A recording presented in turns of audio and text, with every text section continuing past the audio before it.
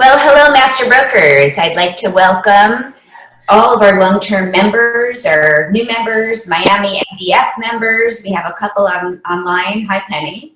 Hi. And our esteemed panelists to this special presentation. I hope everyone's doing well and staying safe and following all recommended guidelines for social distancing from public health officials and the National Association of Realtors.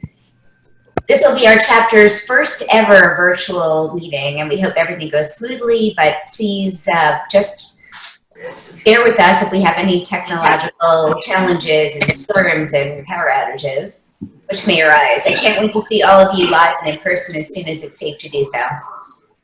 The purposes of the Zoom meeting, everyone will be muted, except for me, the moderator, and our panelists. At certain points, we're going to spotlight screens so that you can see information more clearly. Starting now, we ask that you only use the chat feature to submit questions to the panelist, which we will monitor and attempt to answer in real time. 3 quick housekeeping items. First, we'd like to thank everyone who's already paid their membership dues for 2020. If you have not, please do so at your earliest convenience. Rich Campanella with Wells Fargo. I see Rich has not yet joined us, but and Jason, I'm not sure if Rich is, but we want to thank Wells Fargo and Rich's support for Master Brokers Forum Gold Coast chapter. They have been just incredible, and Rich is still doing deals. He's making things happen at like 0 interest rates. It's insane, and virtual appraisals and getting it all done. Tomorrow, we have a very special opportunity. We are doing a food caravan, a food bank for the Pantry of Broward. It's a local organization which supports seniors and grandparents who are raising their grandchildren on fixed income. Our Master Broker Forum Gold Coast chapter has assisted the Pantry for many years with donations during holiday time, but the need is extraordinary right now. So from 10 a.m. to 12 p.m., they're located right off Broward Boulevard. We invite you to donate unopened, non-perishable items. We've got a list online and accessible, so just let us know. You'll need masks and gloves and keep items in the trunk, but we're hoping to have a really great turnout. At this time, I'd like to turn things over to my colleague, friend, Jim Balistreri, our moderator, and my fellow Master Broker Forum board member, one of our founding board members. We all know Jim as the innovative owner of Balistreri Real Estate and Integrity Title, along with his brother, Joe. Jim is considered a luminary among real estate experts. He served as the president of the Greater Fort Lauderdale Realtor Association, a longtime director of Florida Realtors, and current Florida Realtor Executive Committee member. Prior to joining Balistreri, Jim was a project, Jim, you look very young in that picture. That's a new picture. Okay. Jim was a project manager and estimator for a major commercial general contracting firm and holds the Florida GC license. Jim has earned his certified residential broker and the IPS designation. There you are. Jim has been an outstanding source of inspiration and motivation during these challenging weeks. That's what I need. A series of free online seminars to South Florida real estate professionals on a wide range of topics. We really do appreciate everything you do for our industry. So please join me in thanking and welcoming you to Balistreri. Well, Jimmy, that was just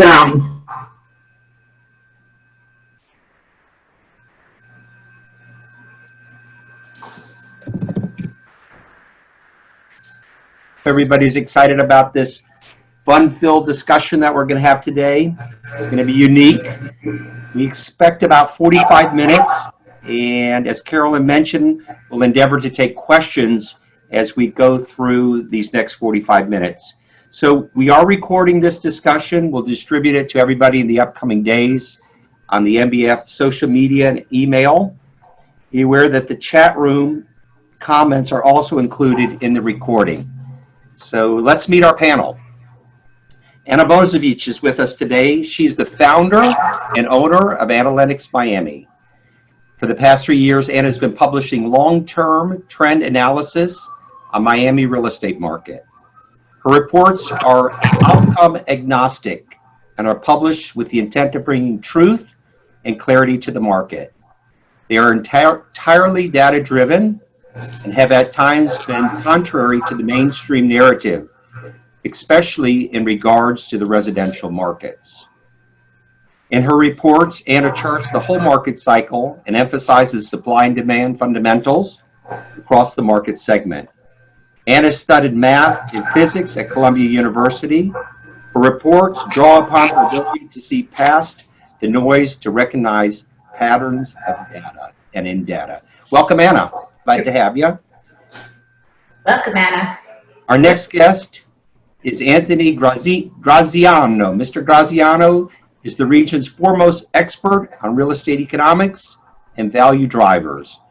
Anthony formerly served as the Senior Managing Director of the Miami office of Integra Realty Resources from 2012 to 2019, and now serves as Chairman and CEO of Integra, with 58 offices throughout the United States.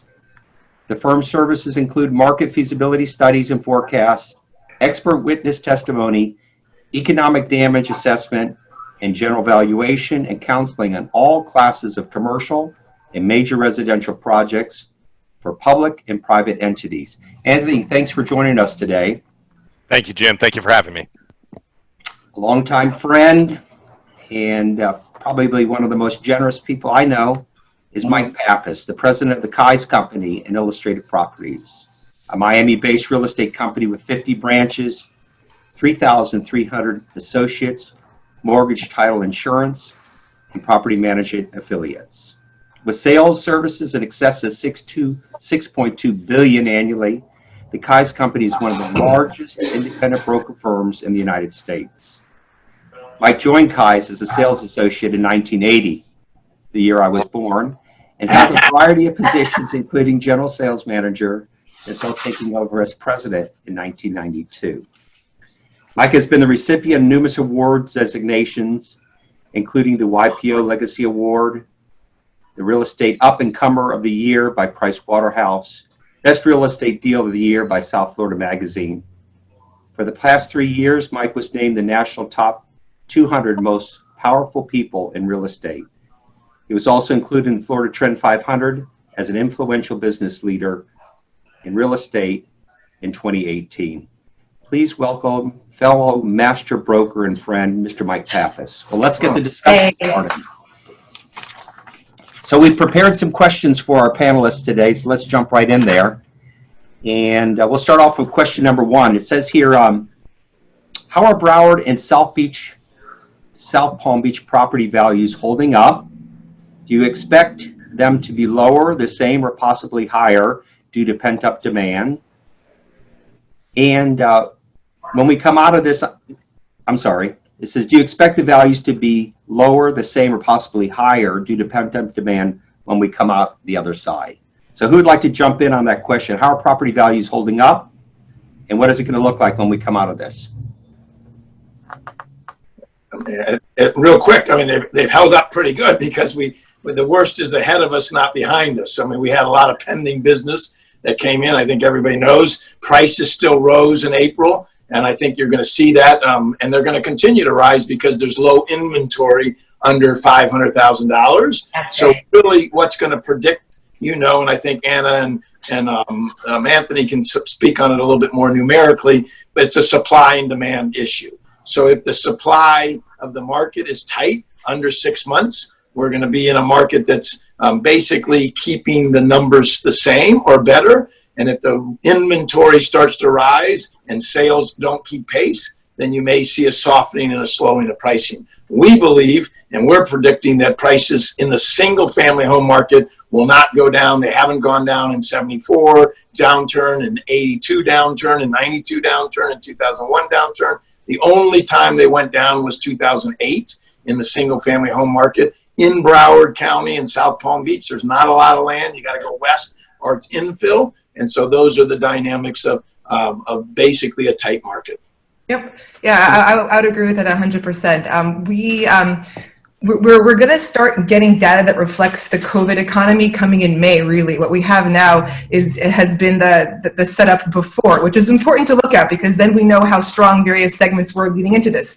And looking at supply and demand, the strongest performing segment in Q1 was the $500,000 to $1 million single family home segment. So I always like to look at transaction volume. Transactions are the engine. That's what drives the market cycle and the economy. And in Q1 of this year, $500,000 to $1 million single family homes were up 23% in transaction volume from Q1 of last year. And that's been a steady uptick cycle. 1 to 2 million was up also 15%. Those are the strongest segments. So they were looking really good coming into this. Coming out of it, we don't know. We don't know. We have to see how long all this lasts. Demand has been so strong that I don't see them going down tremendously. Will anything go up in value after this? That's hard to say. I mean, we're projecting 25% unemployment short term coming out of this. And hopefully we bounce back quickly, but those are all unknowns. But having said all that, those segments were very strong going into this, and I would feel confident about them moving forward. So everybody, we've had 2 comments, I think, on single family home markets. I haven't heard anything about condominium. Go ahead. Anthony? Yeah. I mean, look, the condominium market has also been pretty resilient. There's not been a ton of supply created. A lot of the supply that was created was in markets where, it was really fundamental domestic demand. We didn't have a lot of we weren't building for an international market, Broward, Southern Palm Beach County, and we really weren't replacing or creating new supply in excess of about 50 basis points against the total inventory. So it's not like we were adding 1%, 2% of new inventory a year for the past few years in Broward and Palm Beach County. So I think the supply of condos has remained in relative check, and the segment of the cohort of where the condos reside is different than the last cycle. If you remember the last cycle, there were a lot of condo conversions. There were a lot of old apartment buildings that were converted into condos, and that became part of the condo inventory supply that failed the last time. And we had a lot less speculation. So I think the condo market pricing will react to this pandemic. I think the single family pricing is also going to react in the short term, but I don't think we're going to see a huge cratering of pricing in the Broward Palm Beach market as a result of this. Again, subject to duration and subject to a return of employment at some reasonable level, over the course of the next year. I think if we look at the unemployment rate, the headline unemployment rate today, 22 million people unemployed in the last 4 weeks against 150 million people, round numbers, in the workforce. That's pretty scary. But again, a lot of that is just people have been furloughed because restaurants are closed and hotels are closed, and a lot of the tourism, Disneyland is closed. So I think as those start to come back online over the next 24 months, that unemployment rate will head back to normal, and then hopefully that'll catch hold. Mm-hmm. Yeah. So who wants to, Anna, you want to chime in? I just wanted to add one more point to what Anthony was saying. I think a key distinction in how things will perform in this market is going to depend upon how in-place demand focused they were versus requiring destination and foreign money. So I talk a lot about the Miami market, which is in far worse shape in many areas than the Broward market because it required so much outside money and destination money. So when I look at these statistics, I'm like, wow, this looks so much better, because you could tell from the charts that the markets here were catering to in-place demand. And this even applies, I did a little case study on Boca, which is a higher price point market, but it also heavily caters to in-place demand. And Boca is doing great too. Like I put some in the PDF there. I put some charts. I just charted a few buildings and to see how their price per square foot is kept up through the cycle, and it's gone strong, which is actually the opposite of what Miami's done. Miami pricing per square foot on luxury condos has been dropping since 2015, but not so much there. It goes back to supply and demand. I mean, Yeah. you had the overbuilding again. We seem to always do that in Miami with the condos, and so you had a flush of new units coming on, and with that, obviously, you got a little bit of a price reduction where you haven't seen that same overbuilding in Broward or South Palm Beach, although there's some great projects out there. Yeah, this is Boca million plus. I mean, this looks like, you don't see charts like this in the Miami area. Not at all. Million plus started going down after 2015. Volume Well, 2013. Broward County is the bargain market. I mean, if you're squeezed between Palm Beach and Dade County, and if you look at the average price per square foot, it's probably 15 to 20% less expensive and more affordable than those other two regions that are surrounding you. So I think there's a lot to be played for Broward County, and you have access, you have schools, so you have affordability. So there are a lot of reasons that Broward County should stay strong. And without the overbuilding, I don't see it dropping. Anna, do you want to walk us quickly through these slides, top left to right, top to bottom? Sure. This is Boca. The top left was condos, million plus. Sales volume keeps pretty much trending up. Same for single family homes. And the bottom two charts are just two buildings that I just charted their price per square foot. I had done it for buildings in Miami, and I was asked if I could do it for these markets too. And I said, sure. And it's a pleasant contrast to what I see in Miami. It's actually held pretty solid. You didn't see the same volatility up and then the spike back down. And this is Boca. It's in place demand. Was it Boca is 70% plus home ownership, median age is over 50. So people are, moving there to retire and live there. It's less speculative. And so it'll fare better than a more speculative market, which is what we see in luxury condos in the Miami area. So in both of these buildings, Meisner Grand and 1000 Ocean, if you look at 2015 through 2019, with that one exception of 18, something must have sold. A penthouse sold. Yeah. It's flat. Mm-hmm. Or yeah, I mean, it hasn't dipped or gone up. It's pretty interesting. Yep, exactly. And again, you don't see this in Miami charts. A lot of luxury bayfront buildings below 2013 price per square foot. It peaked and it went down, very volatile, because it was destination money required and it wasn't end user. It's second, third home. These are homes. People are at a higher percentage living there than they are in Miami luxury products. Interesting. So what markets do you think will tend to struggle here in Broward and Palm Beach counties? What would be the most difficult markets we might expect? Is it mid-luxury, luxury? Yeah, so the luxury in general, but and specifically luxury that catered to that destination money. So some of the new waterfront and Fort Lauderdale products, they're not doing as well. Basically, it's the newer construction that followed the same marketing pattern as the new construction Miami. That made, that had a whole sales force that created a market that was the market maker for this foreign destination money. Those segments will fare worse, and that's a statement that's going to be true in general, because coming out of COVID, we're going to have a change in consumption behaviors. People are going to feel less eager to spend money no matter how much money they have. So frivolous consumption will trend down, and that will apply to real estate too. And so need-based consumption will carry forward, frivolous consumption less so. And that same sort of analogy. I'd challenge it a little bit, Anna. I do think that we're seeing an influx from the Northeast. I mean, there is a limited amount of land. I mean, even in East Fort Lauderdale, you got the Four Seasons getting built, and the W and Paramount may still have some units available, but the Auberge is almost sold out. So in a sense, I think you've got to manage the demand and the pricing differential that's Broward offers against the day pricing and the Northeast influx that we're going to see, that we think there's going to be a surge, and I've already seen that all the way through South Florida. Yep. I agree. Yeah, and I think, Mike, that's a good point. You talk about the Northeast influx, and we've been, I think, Broward and Palm Beach have been the beneficiaries of it for a very long time. As you mentioned, prior recessions, absent 2008, Broward held up pretty well, and that's because that was the bulk of the growth of Broward County in the 70s and early 80s, early to mid 80s. And so the demand coming from the Northeast outstripped the recessions that were happening. But one of the other dynamics that was occurring is, as those recessions were happening, people were retiring and they were moving down, and this was their place of choice. And so a lot of the master brokers asked last week or 2 weeks ago when we did the Miami-Dade broker, what's the good news right now? What can we take away that's good? And what I would say is that there are a lot of people that have legacy businesses in the Northeast and the Midwest that are not going to reopen those businesses.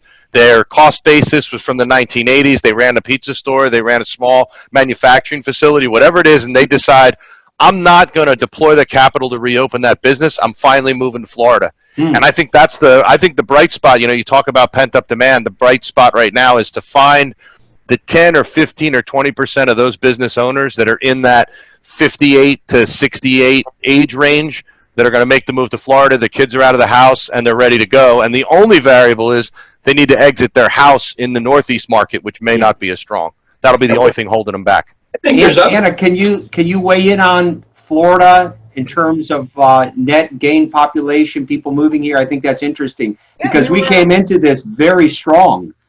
We were the #1 recipient for net migration in 2019 of all the states. Yeah, it's a great thing. Our macros are super good. People are moving here. We have great tax bases. It's a very healthy lifestyle. It's a great place to live. And I think that we're going to continue to benefit from that 100%. And I agree with Anthony was saying. It's about finding those people and steering them towards the type of product that'll be conducive to their life as they move here. And I think they're going to continue to move here.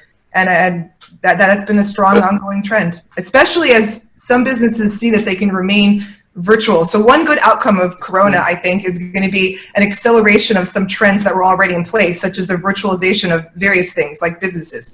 I think that's going to increase the slope there. And so I think we'll benefit in that regard as well. But Mike, did you want to add? Yeah, there's a limited amount of land, and I think everybody agrees that Broward is pretty much built out. They're not going to let you go more west to the Everglades. Now, I know there's developments in Pembroke Pines, and Parkland's getting some opportunity right now with higher commission rates in Parkland. If you want to get a 5% commission with the new home and maybe get a little bit more incentives, it's happening now already. But if you look at South Florida, from Jupiter to Homestead, it's 118 miles long. If you look at the Everglades to the ocean, it's 20 to 25 miles wide. And if you look at any other place in the world that has high pricing demand, it's basically a demographic shift. There's 6.5 million people today. You tell your master brokers, are more people coming? And if they are, then you're going to see rising prices. I mean, that's in the long run, we're in the golden spot because of that long elongation of the Everglades and the ocean and limited land. Who would like to weigh in on some of the changes that are maybe happening in Parkland? We had a conversation not too long ago with some of our master brokers about how the older homes in Parkland are less desirable, the large square footages, more traditional, and it's not the lifestyle that today's buyer is looking for. Does anybody want to weigh in on that? I think Anna started to make that point, you know, and I've been, I don't know if I said it on the last Master Broker Forum or not, I kind of, you know, use this as an example. You know, my grandfather, having gone through the Great Depression, he used to stockpile coffee. And so in the 1980s, when I found out he had 90 cans of coffee in his closet, I said, why is that? And he said, during the Great Depression, coffee, sugar, and butter were rationed, and I never want to do without coffee. And it stayed with him forever. And I think that some of the things we're talking about, the follow-on impacts of this, are that people are going to start to make different choices. So when you talk about, you know, larger home styles and bigger homes and overall overhead, on one hand, you'd say, well, the millennials, you know, they don't need as big a footprint. And now, you know, we're going through this and people have been sequestered in their home for a long time, and having a home office would be helpful. So I think there's going to be a lot of competing elements that maybe before, where you were saying, well, these older, bigger homes weren't preferred. I think you're going to find a lot of people are going to be looking for a bit more space and the ability to work from home. A la what Anna was saying, people have learned that they can do it, and maybe it's not, maybe they long-term change their lifestyle, just like keeping coffee cans in the closet, to say, you know what, I'm going to work from home 2 or 3 days a week now. I see. Or I'm going to go to work earlier and come home at 2 o'clock and be home longer with the kids and that kind of thing. So I don't know that there's going to be, I don't know that we can really call the long-term trends to say people aren't going to want more space. It's about affordability and long-term. It's also, you know, obviously about sustainability. You don't want to spend a lot of money you don't have to, but people are going to, if they can afford the space, they're going to take it. But Jim, you know as well as I do that new and finished and redone homes are the hot properties right now, and people don't want to do the renovation. So comparing it against an older home, you know, that has to have a lot of work. You see it up in Boynton with GL Homes. I mean, a home that they're selling brand new is $600,000, and you can buy a same model, same unit for $450,000, $500,000 in one of their 10-year-old communities. So, you know, I think that's not going to change, and I think the renovation pattern, so a Curbio for your Master Broker Forum members, being able to do some renovations or work, or be able to upfront the monies and put the payment on the backside of that deal when it sells, I think are always the demand that's going through with it. If you give me a $450,000, 2,500 square foot home in Coral Springs, it's going to sell in 30 days or less. So again, you got to just know your inventory, know what you're doing. Boca Bridges, I mean, a little bit north, I mean, that's a development community without golf.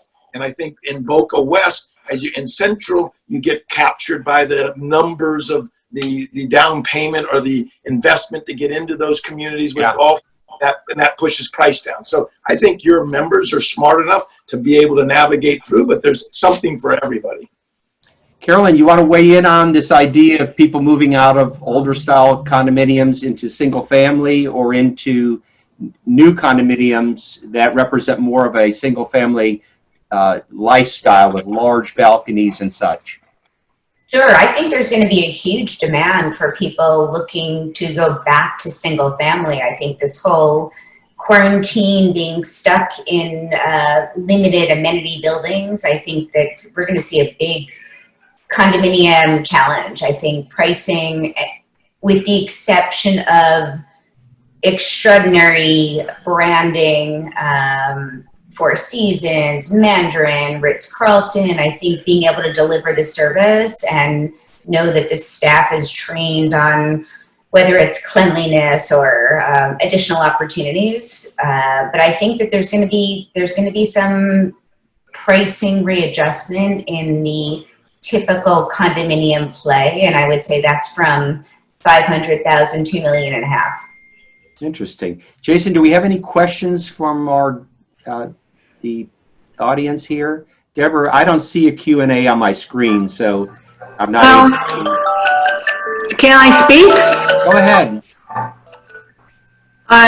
Yeah, I had raised my hand. I didn't think I had to write a question, so anyway, so I wanted to just chime in there because I moved, as you all know, about 2 years ago to Palm Beach County near in Loxahatchee near Wellington, and I live in a community called Arden, which is the lovely pool behind me, but although I'm not outside right now.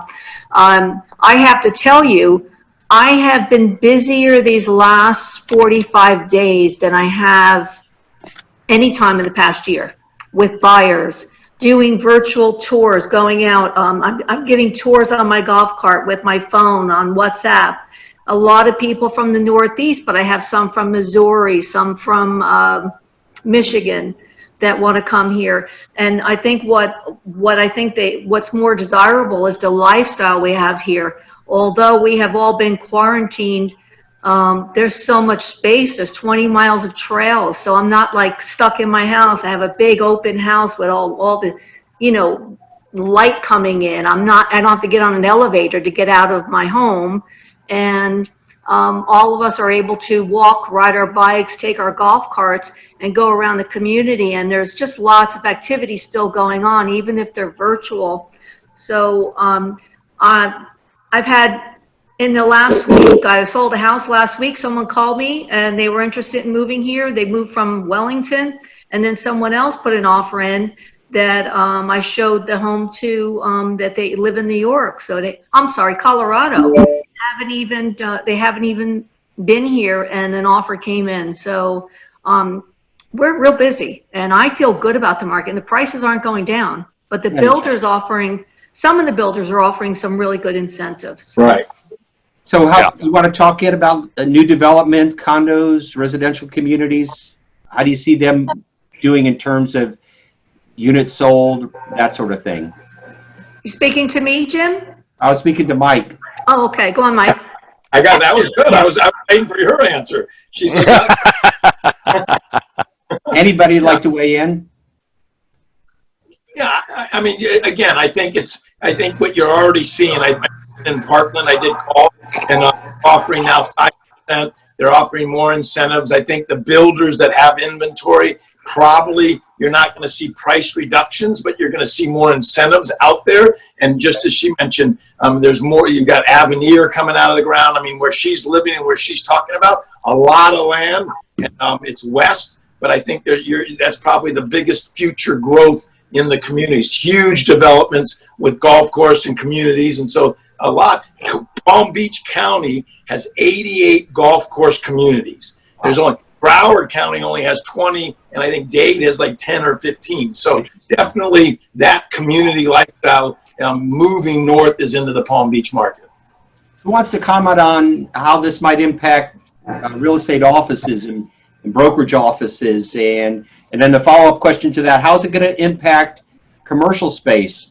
Class A space, that sort of thing? Are people going to take less Sure. space now? So it's going to be an Yep. interesting dynamic. Anthony, you want to weigh in? Sure. Jim, do you want to, I don't know if you want to pull up the second to last slide on the sheet there, and I don't know who's driving it, if it's Jim or Jason. Jason is. I put together kind of some historical trending on the commercial properties and the residential. So if you just kind of go to the, I guess the third or fourth to last slide in there, will get you, well, just stay there for a second, because I'd like to, oh, there you go. I was going to go up 3 or 4. Go up to slide 19 or 18. Yeah, that's good. And I think you might need to expand it a little, because on my screen, it's not in view mode. So despite our euphoria and our excitement that right now, things feel like Yeah. there's still good movement. We're excited that Broward County has a good, healthy supply and balance of supply and demand and inventory. There's not a tremendous amount of single-family inventory. We were finishing the first quarter strong. Let me give a nod to my former and late partner, Michael Cannon, who we used to call Michael the Mad Dog Cannon. So you'll see I put the little Mad Dog icon up in the upper right corner. So back through the last cycle, Michael used to track all of the single family and condominium markets at a time when you couldn't just dial this stuff up on the computer. There was no trend graphics. This was, he used to send analysts to the courthouse, right, and bring this out by recording and tracking the deeds and Right. tracking the mortgage foreclosure filings. And what you see is that as the foreclosure filings, well, this is Miami-Dade County, but as the foreclosure filings built up in the county, that's when we started to see, we're jumping around a little bit. Go back to the foreclosure filings there, because it's the main takeaway that I want everybody to understand. This is the leading indicator that you need to watch, because when those foreclosure filings start to grow, that's when you start to see the big declines in pricing. And that can happen in any county. This is not just a Miami-Dade County phenomenon. This was happening in Broward County in the last cycle as well. And that is all a function of employment. So if this unemployment rate stays sustained at, even 10 or 12 or 15 million people unemployed, that starts to affect the exit sellers that are going to move to Miami and come here with the money that they sold their home in the Northeast. It starts to affect employment decisions, and also people start to pull back. If you go to the next slide, Miami. Do you have a lockbox code? What do you mean, What's put that? the key in the lockbox? Oh, okay. You guys aren't on mute. We're having a sidebar. So, and then if you look at what happened, as the foreclosures built, the blue line is, showing the average price and the fall off in average price in Miami-Dade, What are you talking? and the red line is showing off the volume. No. What are you talking about? The key in the lockbox? Hey, Jason, do you want to hit those Okay. guys on Well, mute? there's a key in there, right? Thank you.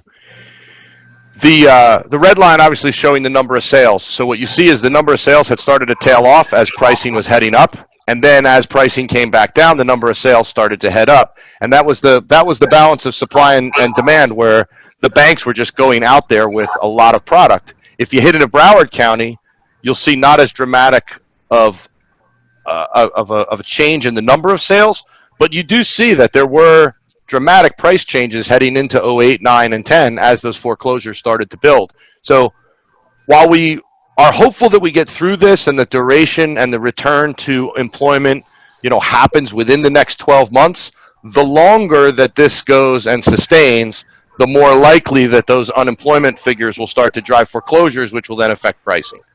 Now, that being said, the question is what happens in commercial? Well, very much the same thing. If you go another 2 or 3 slides down, keep going up right there.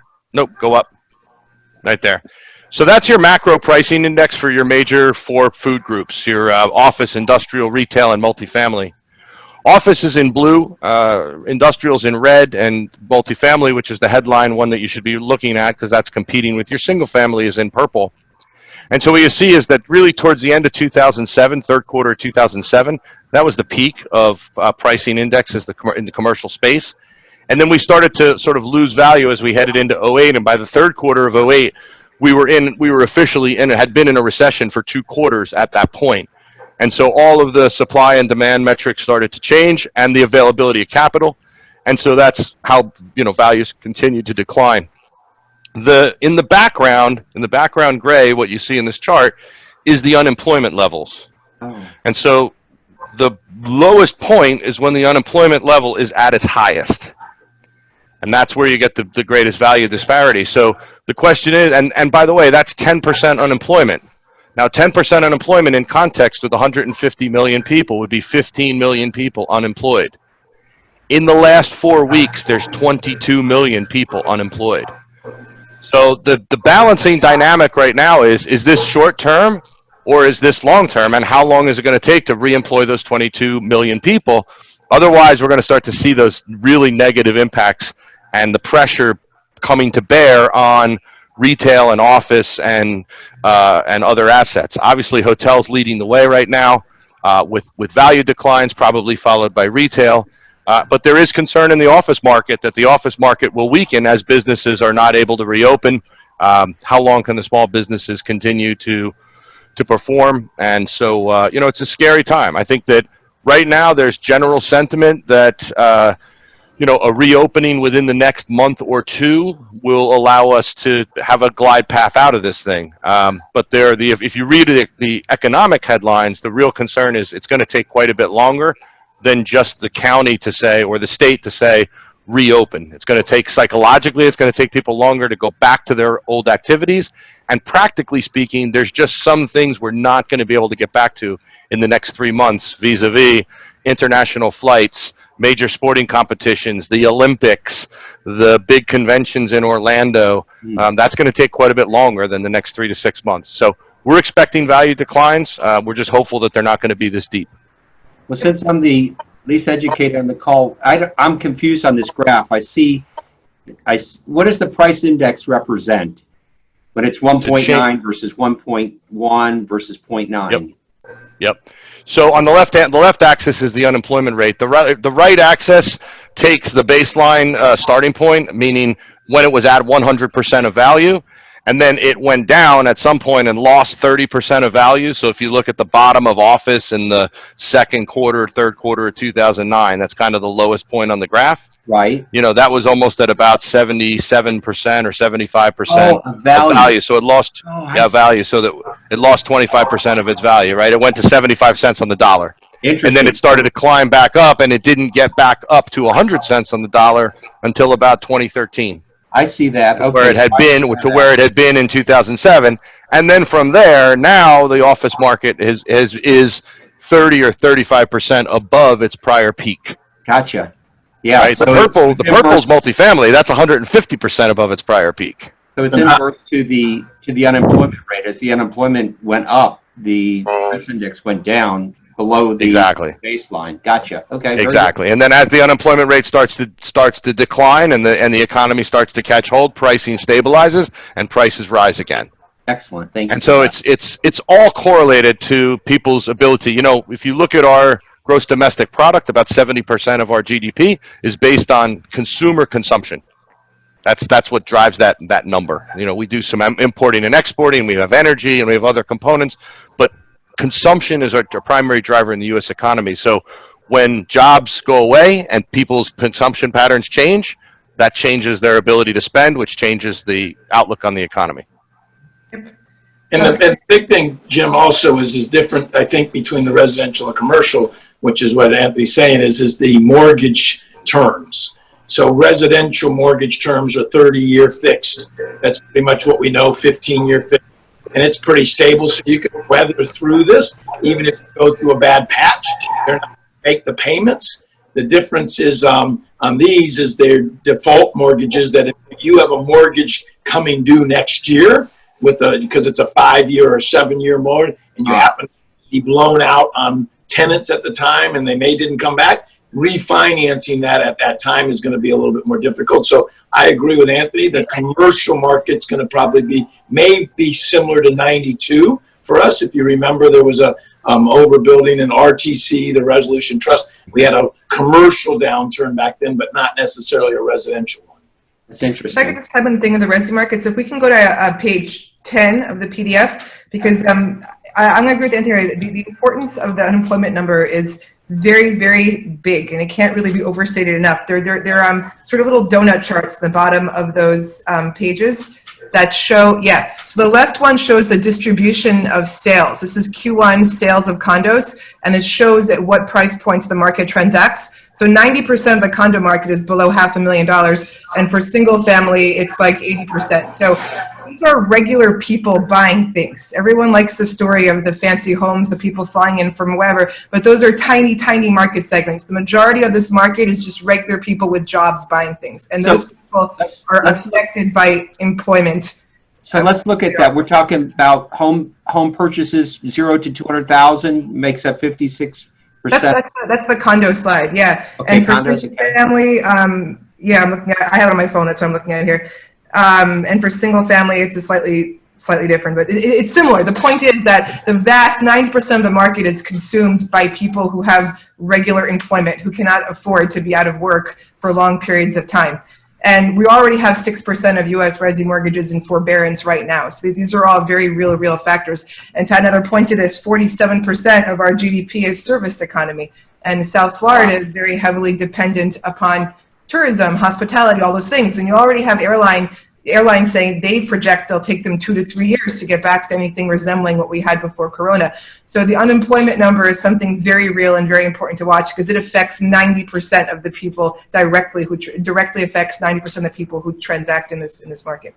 Well, the only difference, again, I guess you're bringing back bad memories of 08. So let's just make sure for your group, we can differentiate what's different today than was in 08. In 08, we had highly leveraged properties that were getting funded by a tremendous amount of inability to pay, and they were area. Today, you have real equity in these properties, and I mean, 1/3 of the properties in America are free and clear, and there's basically been no savings going into the 06, 07 market. It was 0% savings. There's 10 to 15% savings into here. So I do think we're in a total different market. And then last but not least, it takes 300, 500 days for somebody to get foreclosed on. So what we're talking about now, I think with equity in the homes, with valuations, with everything else, people may be able to sell. They were upside down, and then that's what crashed, and we got into the short sale business.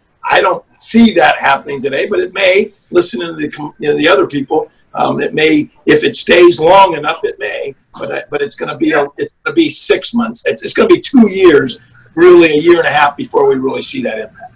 So I think that's yeah. Go ahead, Ryan. Again. Into this, but I will say there will be a more immediate effect upon consumption patterns again, and how eager are they to upsize or buy something new. I would say far less eager with the high unemployment number. So because people, especially because they have equity in their homes, they might just decide to stay put, which is what happens in times of economic uncertainty. But so let's perfect recorded web, which would tend to keep supply down as long as demand stays normal. We should be okay then.